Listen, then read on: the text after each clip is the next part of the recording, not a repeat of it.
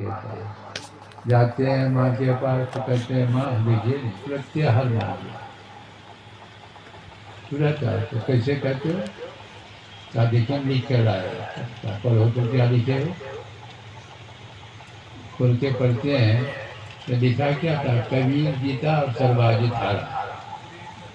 ये जब पढ़ा ना तो कबीर साहब तो उसकी मांग करते तो कैसे कहते हो, यहाँ तक देखे तुम ही हारे हो, कबीर तो जीता। कहने हमसे लिखने में कैसे हो गया, गलती कर दिया। ठीक जाओ फिर गए। फिर कहते हैं कि कबीर साहब कहते हैं फिर आगे आगे थोड़ा सा लिखने में चूक हो गई, भूल हो गई, तो लिख लो जो लिखना लिखो। वही कबीर जीता, कबीर हारा और सर्वजित जीता। लेकर चले माँ के पास, माँ से कहते हैं इस बार तो हारिए गया। और कैसे पढ़ो न क्या लिखा है? पढ़ते हैं तो कबीर जीता और सर्वजित हारा। अम्मा ये कैसे हो जाता है? अरे कैसे हो जाता है, बहुत बड़ा ज्ञानी है, इससे तुम पार नहीं पाओगे। नहीं एक दफे तो और प्रयास करना, जाओ प्रयास करना तो जाओ नहीं गए। कबीर साहब कहते हैं कि फिर आगे ताकि हमसे लिखने में गलती हो जाए। तो देखो ये एक दफे हम फिर नया नए हमने निशान बन देंगे। वही लिख करके गए, कबीर हरा सर्वजित जीता। माँ के पास जाते हैं तो उनकी बात, कबीर जीता और सर्वजित हारा। वही सर्वजित जाकर के कबीर के चरणों पर गिर गए। पहला शिष्य कबीर साहब सर्वजित में पढ़ लिखने में कोई ज्ञानी हो जाता है, विद्वान होता है। ज्ञान होता है प्रकाश और अज्ञान होता है अंधकार।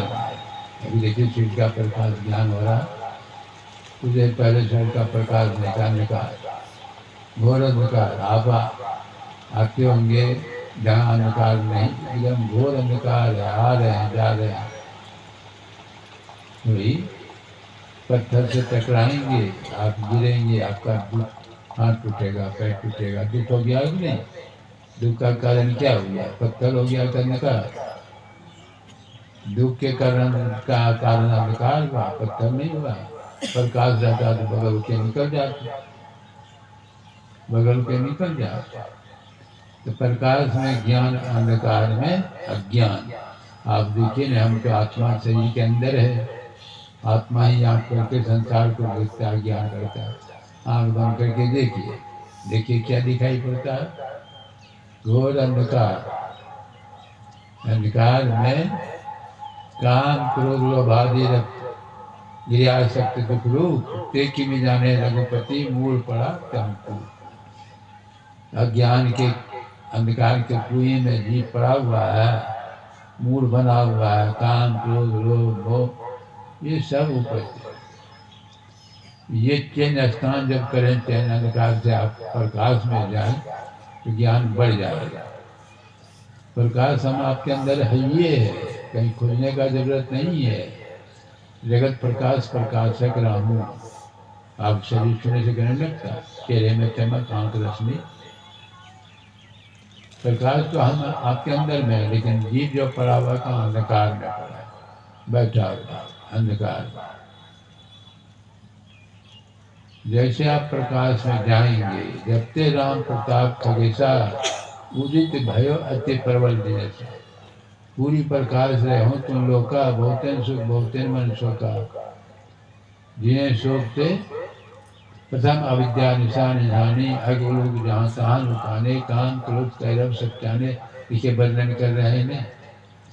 जैसे प्रकाश होता है तो जितने जो है पाप कर्म सब जो है समाप्त हो जाता। धर्म तड़ा ज्ञान विज्ञान, अंधकार रूपी पाप, तब धर्म तड़ा, प्रकाश हुआ तो ज्ञान विज्ञान, विशेष ज्ञान। तो वो जब ये प्रताप रवि जाके हुए, रामायण जी से आप सुने होंगे, रामायण कथा जो कहते हैं, जब भगवान राम जब रावण को मार कर आए सिंहासन पर बैठे तो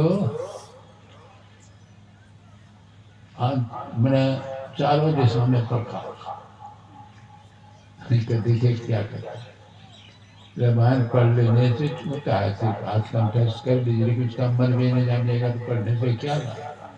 कबीर तुलसीदास जी महाराज क्या कहते हैं, ये प्रताप रवि जाके उर मैंने अंदर ही हृदय उर अंधकार में जी पड़ा, अंधकार से बाहर होगा प्रकाश में जाए।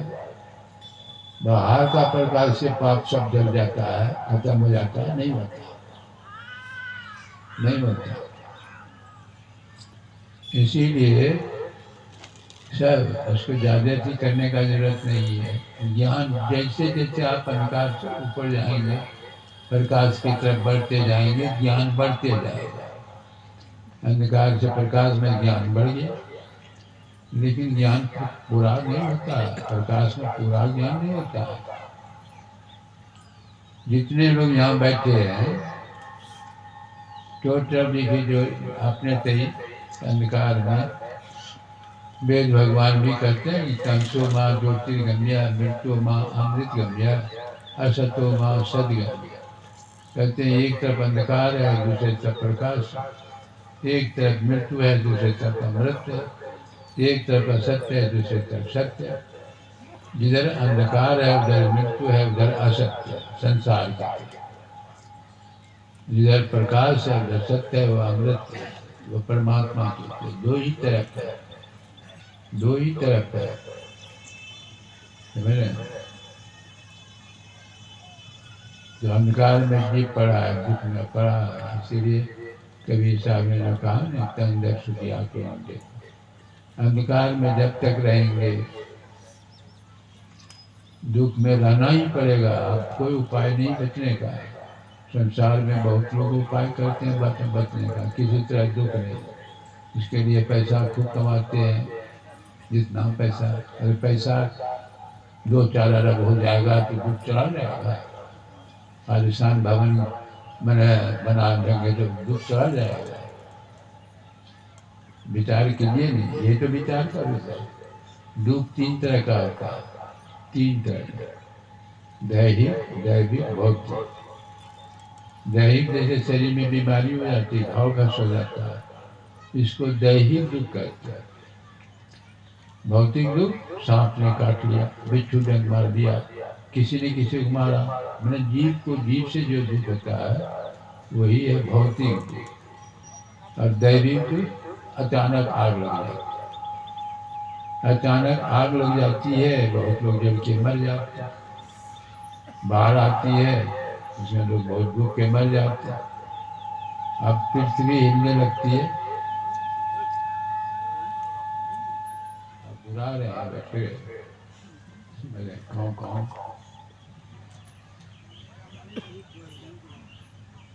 नया आदमी है, ऑपरेशन ऑपरेटर, इसके बड़ी मालूम है, इसे काम नहीं चलता, भूल जाते क्या बोला। 3 तरह के दुख। पृथ्वी जब हिलने लगती है, भूकंप, आप देखिए 10-20 माल का मकान और बगल में झोपड़ी, तो जब भूकंप पृथ्वी हिलेगा तो सबसे पहले 20 माल का मकान गिरेगा, उसके अंदर कोई बचेगा, सब मर जाए। गरीब की झोपड़ी जब गिरेगी तब मरेगा कोई, झोपड़ी रुके खड़ा होगा। इसका मतलब ये नहीं समझिएगा तब तो झोपड़िए बढ़िया है, ये मेरा कहने का मतलब नहीं है। वो दुख जो है 3 तरह का, सबको, क्या राजा क्या रंग, सबको होता है। इन्हीं दुखों से बचने के लिए ये ज्ञान जरूरत है, ज्ञान का जरूरत है। ज्ञान के बिना, ज्ञान जब तक नहीं होगा तो दुख से आप बच नहीं सकते। भगवान कहा, भगवान ने, ज्ञान लब्धम परम शांति। कौन सा ज्ञान? जिस ज्ञान से शांति मिल जाती है, इस संसार का पेट भरने का, इस ज्ञान से नहीं। जब भगवान ने कहा ज्ञान प्राप्त करने से शांति मिल जाती है, तो अर्जुन पूछते हैं कि भगवान मैं तो देखता हूँ बहुत तरह की डिग्री ले ली है, देश विदेश की पढ़ाई, डिग्री PhD डिलीट करके आ गए हैं, कहाँ देखते हैं शांति मिल गई? अरे वो तो पेट भरने का ज्ञान है, उस ज्ञान से शांति नहीं मिलती।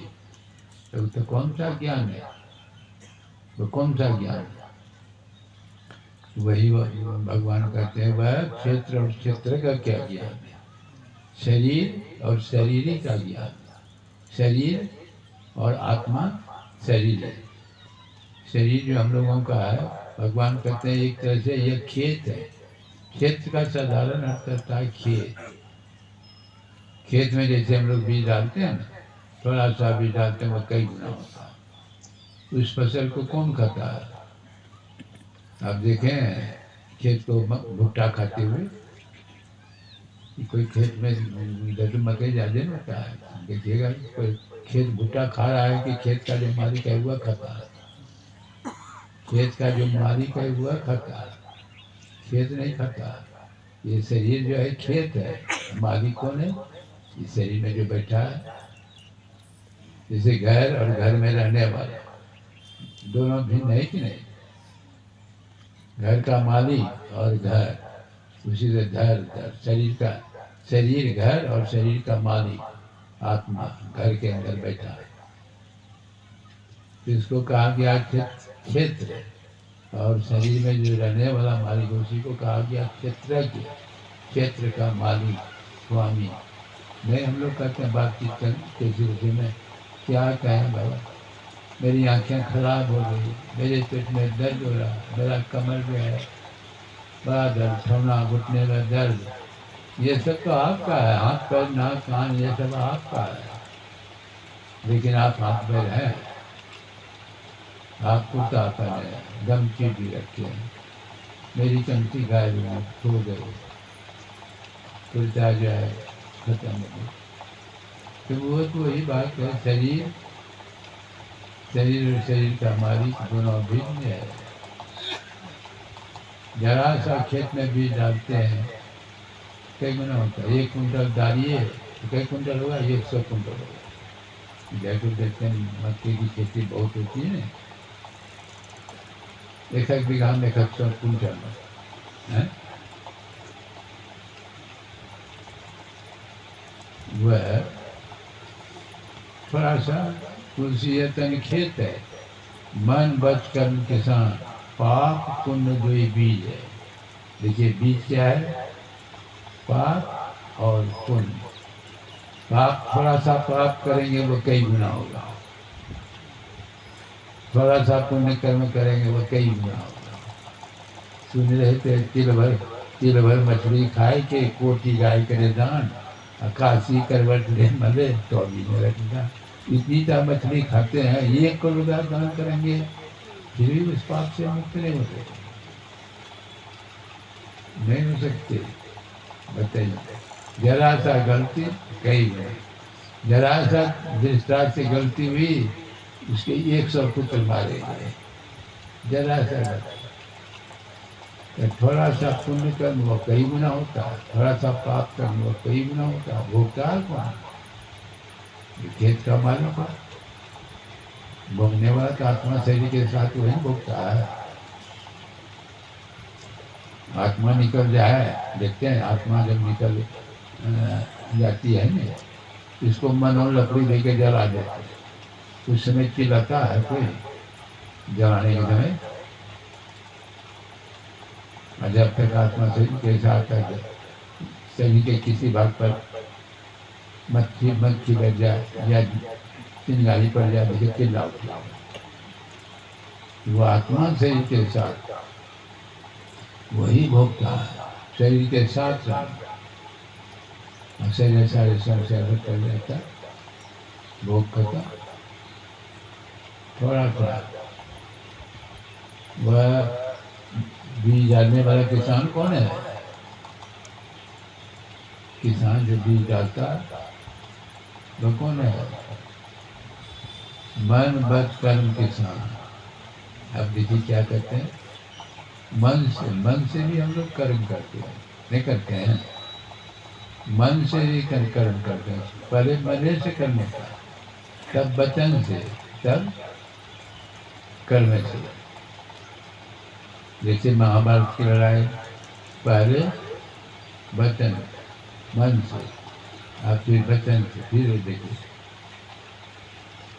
कभी कभी मैं कहानी कहता हूँ कि एक सेठ था, चंदन की लकड़ी का कारोबार बहुत लंबा चला था, बहुत दिन से चंदन की लकड़ी बिक नहीं है।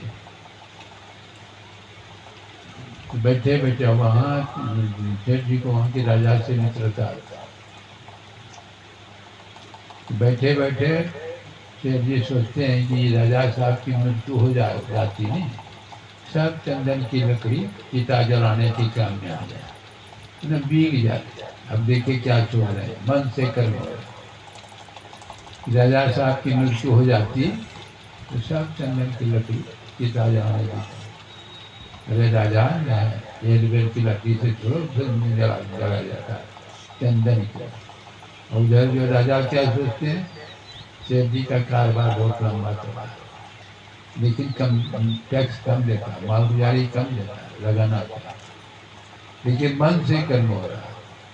दोनों आपस में जब मिलते हैं तो राजा पूछ बैठते हैं कि सेठ जी क्या हमारे संबंध में कुछ बुरा सोचे थे क्या? कहाँ महाराज, अब क्या सोचे थे? क्या देखिए चंदन की लकड़ी बरसों पड़ी हुई है, बीच नहीं है। वही मैं सोच रहा था कि राजा साहब की मृत्यु हो जाती तो सब चंदन की लकड़ी चिता जलाने के काम था। तो राजा कहते हैं कि ये कैसे सोचे? ये भी सोचने लायक है। राजा साहब मर गया, यह नहीं सोचना चाहिए कि राजा जो नया भवन बना रहा, नया भवन, उसमें टेबुल कुर्सी पलंग सोफा से दरवाजा खिड़की, उसमें लकड़ी नहीं दिखती। कि अब राजा साहब मर जाए, लोग हमेशा निगेटिव सोचते हैं, दूसरे की तरक्की देकर जलते हैं, नहीं करते हैं। जो जलने का क्या, तुम भी पढ़ा, बच्चा मेरे काम करता है, उसका बच्चा मेरे काम करता है, जलने का क्या है, आप भी पढ़ाइए। लेकिन नहीं, जलते उल्टा सुल्टा निंदा शिकायत भी करते, पड़ोसी ऐसा है वैसा। निंदा करने से जिसकी आप निंदा करते हैं उसको लाभ होता है। इसलिए कहते हैं निंदक है परमार्थी, करे भगत का काम, करे भगत का काम, बिना कौड़ी का क्या काम, बिना पैसे का नौकरी करता है। जो आपकी निंदा करते हैं तो आपका पाप घटेगा, निंदा करने वाले के माथे पर डबल होगा। समझ रहे? कभी निंदा नहीं करना चाहिए, डबल हो जाएगा। ज़्यादा कोशिश से प्रशंसा कीजिए तो आपके पास जो अच्छाई है, पुण्य है, दूसरे का भी पुण्य आपके माथे पर डबल होगा। लेकिन ऐसा करते हैं यहाँ तक कि अपना दुख उठा करके दूसरे को दुख देना। अब देखिए, अपना दुख उठा करके दूसरे को भी। एक व्यक्ति किसी देवता का उपासना करता था, देवता खुश हो गए, कहा मांगो वरदान। क्या मांगते? सोच के मांगना, जो तुम मांगोगे परसों को दुगुना हो जाएगा। ये सोचने लगा कि पूजा पाठ हम किए, हम कौन होना चाहिए, परसों को दुगुना हो जाएगा। देखें होता है नहीं, प्रयोग बनाते हैं क्या, हमको 1 करोड़ रुपया चाहिए, पड़ोसी को 2 करोड़ हो गया। कहा कि हमको 1 महल मकान, पड़ोसी को 2 महल। अब तो जलने लगा, कैसे जो इसका विनाश करे। कहा कि मेरा 1 आँख फूट जाए, पड़ोसी का 2 आँख फूट गया। हमारे घर के सामने 1 कुआं, पड़ोसी के घर के सामने 2 कुआं, सब निकले घर से नहीं, कुआं में गिरते जाए, कुआं सब आँखें नहीं रहा, कुआं भी सामने। ऐसी प्रवृत्ति के लोग पाए जाते हैं समाज में, नहीं पाए जाते हैं से बात नहीं। मन से कर्म कैसे होता है? वचन से करने होता है, वचन से।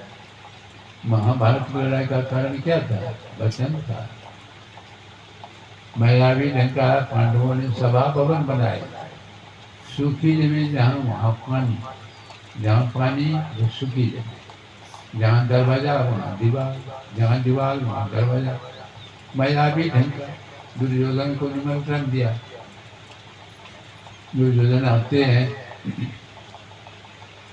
उनको कि क्या पता कि मैं आगे ढंग का, सूखी जमीन समझ कर जाने लगे नहीं, पानी में हड़बड़ा के गिर गए। और दरवाजा समझ के प्रवेश करने लगे, दीवार से टकरा गया। और ऊपर में द्रौपदी बैठी थी, वह हंसते हुए क्या कहती है, आखिर अंधे का पुत्र तो अंधा होगा। अब देखिए कैसी बात है। द्रौपदी तो छोटी थी, दुर्योधन जेठे थे, छोटे को नहीं कहना चाहिए, जेठे को तो कहना ही नहीं चाहिए। जो आवे सोई कहे, बोले नहीं विचार, हते प्राई आत्मा दीवान। अरे तीर तलवार का घाव तो छूट जाता, मलहम पट्टी लगाइए छूट जाता, लेकिन बचन में तलवार का घाव नहीं छूटता। आपको यदि किसी ने कटु शब्द कभी कहा है, कभी कभी मन में होता है, यही हमको ये सब बात कहा है, कभी ने प्रयोग कीजिए, सत्यम ब्रियात प्रियम ब्रियात नाम ब्रियात तो प्रयोग। वचन में इतनी शक्ति है तो आपको इनाम में बहुत कुछ मिल सकता है, नहीं तो ये जेल में जा सकते हैं। वचन में ऐसी शक्ति। अभी राष्ट्रपति रूस से कहते लड़ाई लड़ने हो रहा, बंद कर दो, देखिए हम उसका परमाणु बम गिरा दिया। कितनी शक्ति है वचन। जैसे तैसे लोग बोलते हैं, वचन का बर्बादी हुआ, उसका सजा हुआ।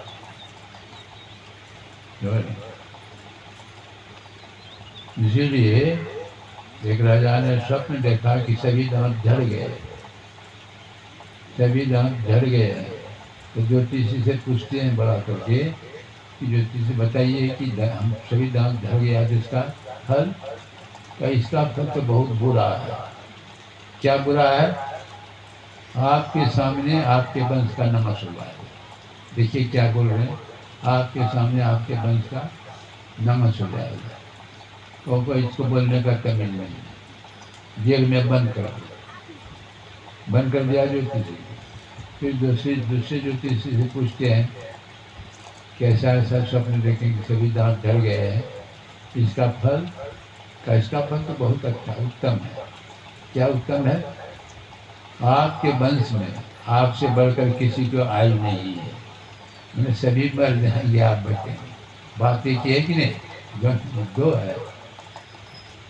पहले तो ज्योतिषी क्या कहा, आपके रहते आपके वंश का नाश हो जाएगा। और दूसरा क्या कहता, आपके वंश में आपसे बढ़कर किसी को आयु नहीं। बात एक ही है, सब मर जाएगा, आप रहेंगे। इसको इनाम और उसको सजा। बताइए, जैसे तैसे नहीं बोल, द्रौपदी बोल दी, द्रौपदी बोल दिया अंधे का पुत्र अंधा। वह तीर की नाई दुर्योधन के साथ तीर की नाई चुप गई, वो तिलमिला उठते हैं, चिंता में डूबे हैं। उसका मामा आते हैं सपनी, कहते हैं भगना क्या बात है, बहुत चिंतित हो, क्या बात है? कागदी के द्रौपदी से बोलती, तब मत चिंता करो, मैं ऐसी परिस्थिति पैदा कर दूंगा कि तुम इसका प्रतिशोध दे सकते, बदला दे सकते। अब देखिए जुआ चला रहे हैं, शुरू हो रहा है जुआ। एक तरफ युधिष्ठिर जी, एक तरफ दुर्योधन। दुर्योधन को रहना चाहिए पर पला फेंकने में, नहीं वो मामा को पला फेंकने को, शकुनी को नहीं आज कहते हैं पला फेंकने। क्यों कहते हैं? जो प्रतिद्वंदी वही जिससे वही मेरे मारा पला फेंकेगा। शकुनी को क्या कहते? शकुनी को वरदान था, ये जुआ में कभी नहीं हारेगा, ये दुर्योधन जानता था। पहला वही शकुनी जैसे फेंके, राजपाट दिया डरका, जीत हो गया दुर्योधन का, सब राजपाट जीत लिया, पांचों पांडवों को जीत लिया। जीतने के बाद अब तो कुछ है नहीं। शकुनी कहता है कि एक है, वह कौन है? द्रौपदी। द्रौपदी को भी दाव पर रख दिया। बताइए, देखिए कैसे कैसा युवा उस समय का। द्रौपदी को भी हार जब गए, तब दुर्योधन ने क्या कहता दुशासन से, जाओ द्रौपदी को पकड़ के लाओ, सभा हुआ। जाते हैं, द्रौपदी कहती है नहीं अभी मैं जाने जोग नहीं हूँ, मैं नहीं जाऊँगा, बाद में जाऊँगा, बाद में जाऊँगी। दुशासन क्या कहता है, हमको उससे मतलब नहीं है, कुछ नहीं। उसका केस पकड़ करके घसीटते हुए सभा भवन बना है। देखिए कैसे स्थिति, महारानी केस को पकड़ करके घसीटते हुए सभा भवन में लाए। अब दुर्योधन क्या करता है, इसको नंगी करके हमारे जान पर बैठाओ। अब देखिए कैसी परिस्थिति, वहाँ सब है, पांचों पति महारथी, कृपाचार्य, द्रोणाचार्य, ये सब गुरु, दादा जो है विष्णु पितामह, सब बैठे और कहते हैं इसको नंगी करके जाओ। अब तो द्रौपदी छटपट करने, छटपट हो गए। महारथी पांचों पतिदेव के सामने गिराती है। भीम तैयार भी होते हैं बचाने के लिए, तो दुर्योधन डांट देता है, तुम बंदी हो, हारे हो, बैठो। फिर द्रोणाचार्य कृपाचार्य के पास जाती है, कोई सब मुड़ का। अंत में भीष्म पितामह, आप तो दादा श्रेष्ठ हैं, अरे भीष्म पितामह यदि डांट देते दुर्योधन को, लड़ाई नहीं होती। लेकिन वह भी तो पापी दुर्योधन का अन्न खाता था, जैसा खावे अन्न वैसा हो गया मन कुंठित, कोई नहीं। तब दुखरो द्वारका नाथ चरण में थे। अब जो है देखिए, विपत्ति जब आती है तब भगवान को लोग याद करते नहीं। अब देखिए परिवार के सभी लोग कोई तैयार, कोई विपत्ति में कोई साथ नहीं देता। आप भले समझते हो कि यह है वह है, मेरा साथ देगा, नहीं, दुनिया स्वार्थी, दिल ही नहीं करेगा साथ। यही ये दृश्य क्या प्रस्तुत कर रहा है, सब तो है लेकिन कोई साथ देने नहीं देता। अंत में निर्बल के बलराम द्रौपदी याद करती है, दुख हरो द्वारका नाथ, एक हाथ से साड़ी पकड़ी है, एक हाथ को पुकार रही है। वहाँ भगवान कृष्ण द्वारका में आप भोजन करने वाले थे, साथ सामने में बिना भोजन किए दौड़ते हैं, फिर वापस हो जाते हैं। रुक्मिणी पूछती है कि आप बहुत के बीच में दौड़े, क्या बात? कई भक्त के ऊपर विपत्ति आ गया, विपत्ति आ गया तो फिर लौट गए क्यों? ताकि उसको पहले अपना बल है, एक हाथ से साड़ी पकड़ी है, अपना बल का प्रयोग, टोटल समर्पण नहीं। तब रुक्मिणी सूत्र से ही धारण करके द्रौपदी के पास जाती है, कान में कहती है, अरे साड़ी का ही पकड़े हो, दोनों हाथ उठा करके भगवान को सुमरन करो, पुकारो। तब द्रौपदी दोनों हाथ उठा करके जैसे उठाते हैं, तुरंत जो है बसन रूप भैरा, भगवान किसी बसन बस साड़िए बन गए, भगवान साड़ी बन गए। तब दुशासन खींचते अब 10,000 हाथी का बल चकनाचूर हो गया, गिर गए बेहोश होकर। अब देखिए विपत्ति में कौन साथ देता है, किसको? आप जो है भर में पड़े न देगा साथ, कभी नहीं साथ देगा, कोई नहीं साथ देना। कहते हैं कि अरे ये क्या होगा, यदि साथ भगवान देते हैं तो सुख में सुमरन ना किया, दुख में किया याद, कह कबीर का दास को कौन सुने फरियाद। दुख होता है भगवान भगवान की बात की बात, अरे यदि अभी सुखी मत सुमरन करेंगे तब आप जाइए ना हॉस्पिटल, देखिएगा टीबी पेशेंट, कैंसर पेशेंट, टूटा टेंट का सब इसी तरह भगवान नरक मुझ से बाहर। अभी भगवान याद करा, जैसे जो है उस समय कहाँ थे, भगवान का मान हमने मानते हैं, समझ रहे?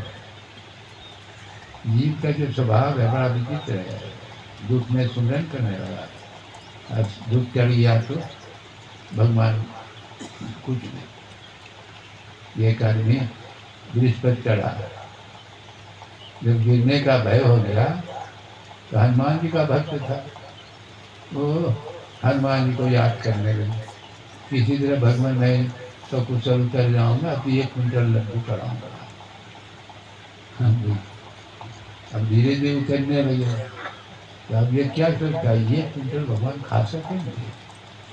आधे क्विंटल से काम चलता है, उतर रहे हैं धीरे धीरे, आधा क्विंटल भी तो बहुत है, 20 किलो से चलेगा, फिर उतरा तो 10 किलो से चलेगा, फिर उतरा तो 5 किलो।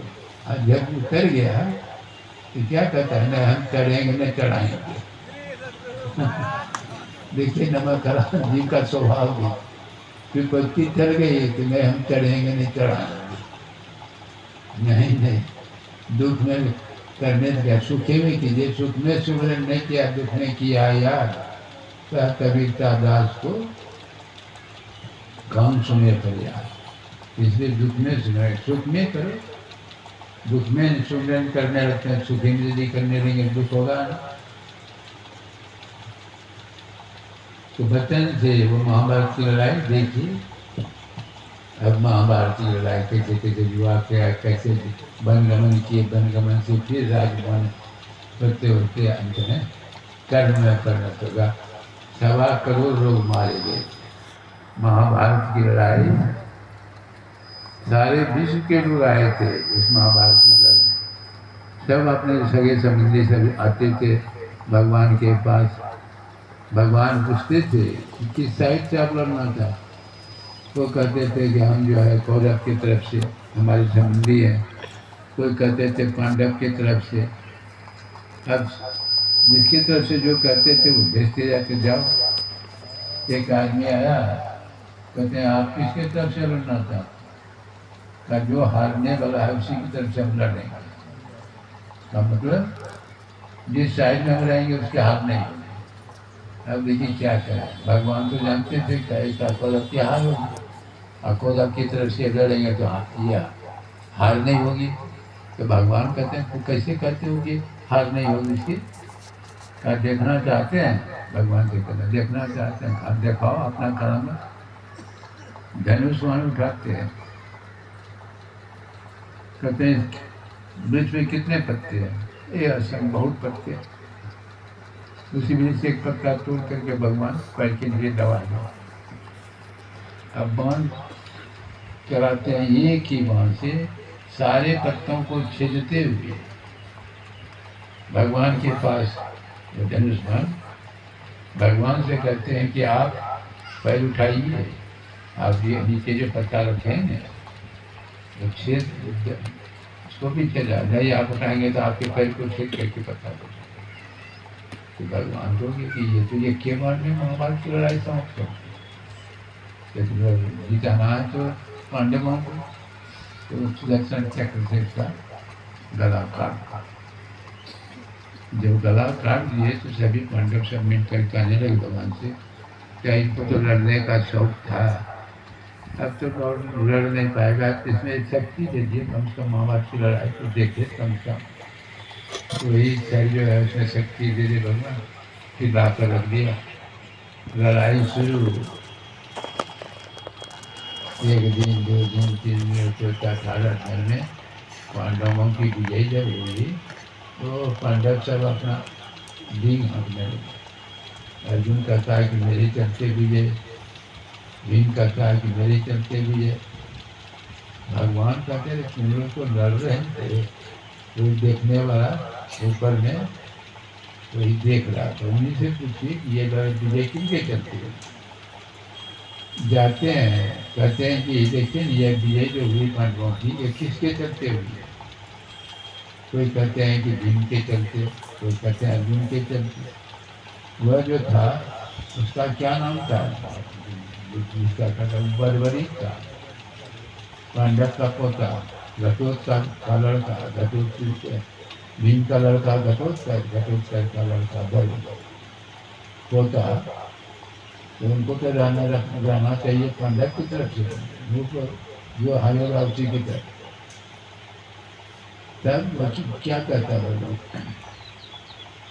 हम तो देख रहे थे, ये सब तो दिखाई नहीं पड़ता। अभी जो भीम हक रहा है ना, दिखाई आप ही का सुदर्शन चक्र चल रहा है।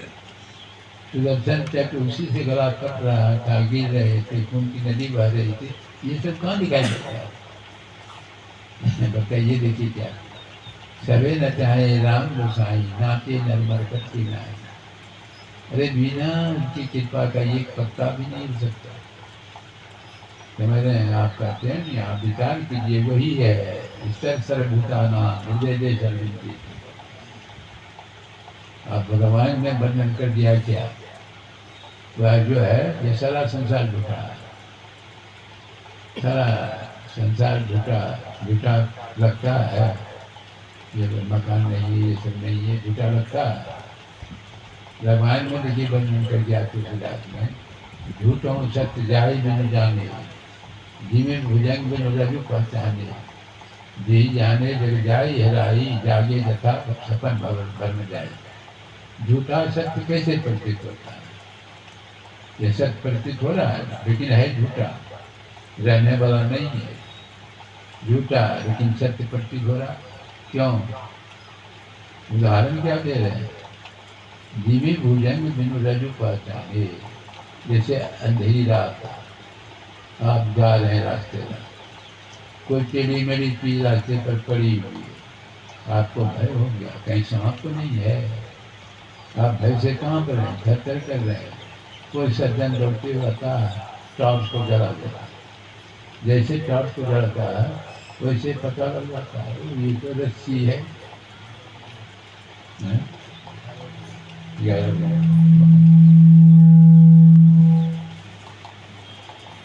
कैसे जल जाती हो गया? जैसे प्रकाश हुआ वैसे ज्ञान हो गया कि नहीं है रस्सी, उसी से जीव अंधकार में पड़ा हुआ है। तो सारा संसार असत अंधकार में है, सत्य प्रतीत हो रहा है।